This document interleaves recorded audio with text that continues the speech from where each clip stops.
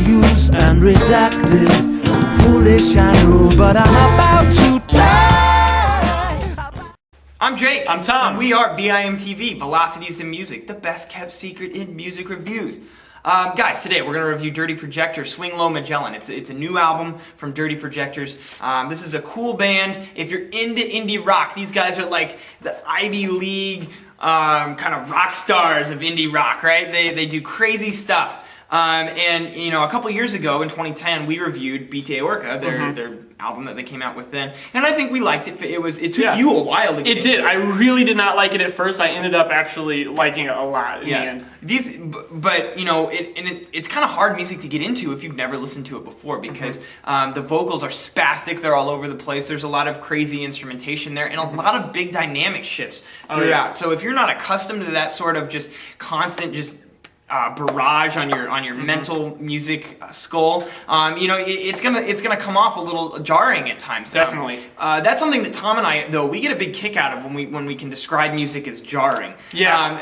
As our friend Ian has found out lately, that's something that's good, because that means the artist is actually doing things unique that are pulling you in and making you think. Attention. Yes, exactly. And that's what so much today we have such a bunch of wasted time in music. And I mean, when you're listening to music that's been done 1,000 times before, and it's a structure that you know what's going to happen before it even happens, you're bored. You're going to be bored, and it takes an artist that has the guts to do something unique and make it jarring for you to actually care. At least that's the stage that I'm at right now. So Dirty Projectors, when they do their crazy thing, actually gets me excited. So I was excited for Swing Lo Magellan. Jumping into this, I gotta say, I didn't like this album at first. I really was put off by this. So in comparison, this is a more beats-oriented album. They really focused on rhythm more here. Every single track, I would say, except for some of the lighter, more acoustic tracks, has a very just defined beat and rhythm in it. But it's very hard to put your finger on. Like the pulse of the songs are all over the place, you know. And I mean, not only in the rhythms they're using, but also the sounds they're using are very strange in the way they work together. They're panned all over the place. It's very hard to understand the rhythms they're going for. And then usually you just have these kind of nice, lush, pretty vocals on top of them. Yeah, well, and the real cool thing that they do is that the lead singer, the male singer, it usually is providing most of the vocal contrast, but there's also two female vocalists who are doing their thing in the background, sometimes in the foreground, but most of the time in the background, and it's just kind of, it's like they're trying to balance each other out. This band is all about contorting rhythms. You have, the rhythm in the actual drums and the beats, and then you also have the guitars that are usually doing some sort of crazy thing, and then you have the vocals that are usually some sort of odd, crazy melody and rhythm. But they also put in a lot of atmospherics in there to kind of balance the sound out. It's a really interesting take on indie music. And so what I noticed in this album in particular, Tom, jump in here if you agree or disagree, because I don't think we've talked about this yet, is that these guys are really pushing their sound here. They're going and playing and trying to infuse new ideas into their music, which is kind of mind-boggling to begin with. But they're trying for new sounds here. They're going for new things, especially on the back half of the album. I felt like these guys were reaching for new things. Now, there were a couple classic Dirty Projectors tracks that I got into. Tom picked them too. Track 2, About to Die, and track 3, Gun Has No Trigger. I mean, that's just Dirty Projectors doing what they do. Yeah. And I felt like they did it well. But there were some tracks on the back half that I felt just for Chevron. There's a couple others. What She's Seeing, maybe? Yeah, Unto Caesar I wasn't a big fan of.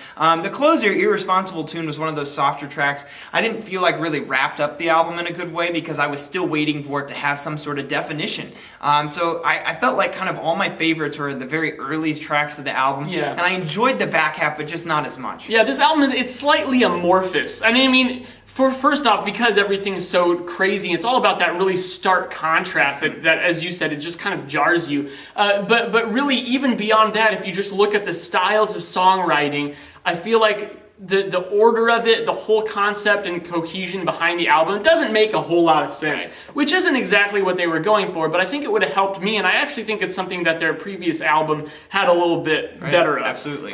So yeah, that's kind of what it came down to for me as well, is that, you know, this is a good album, but I feel like it's very average in the songwriting. I mean, they're definitely, as you said, doing some things to push their sound forward. And they have a very unique sound in general, I think, but I just think that the way they composed and wrote the songs on this album doesn't really blow me away. But it's still good. Yeah, and it kind of comes down to me, too, that it's really not an album. It's more of a compilation of Dirty Projectors tracks. Dirty Projectors experimenting and really honing their music. Now, this can be done very well and still feel like a cohesive album if two things happen. One, high quality in all your tracks, and two, a lot of just instrumentation and theming throughout the tracks.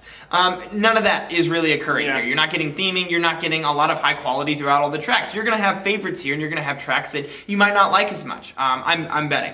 And that just kind of keeps it from being a cohesive listening experience. But don't get me wrong, a lot of these tracks are very good. There's several very strong tracks here that I really got into. And you know, just other qualities. Production was good. I thought the male vocalist actually did a much better job on this album, but it's kind of a double-edged thing because he played a larger role, and I really loved the female vocals on Vite Orca, so I was kind of disappointed to not see the female vocalist take more of a role and kind of balance out the load on the vocals.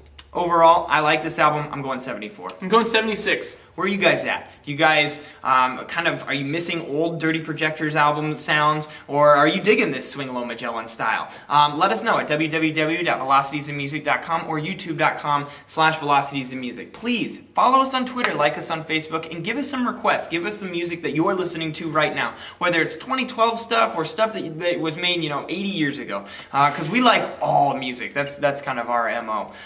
Please, your interaction is what makes Velocities and Music what it is. Thank you guys for watching. I'm Jake. I'm Tom. And we are VIMTV, moving music critique forward.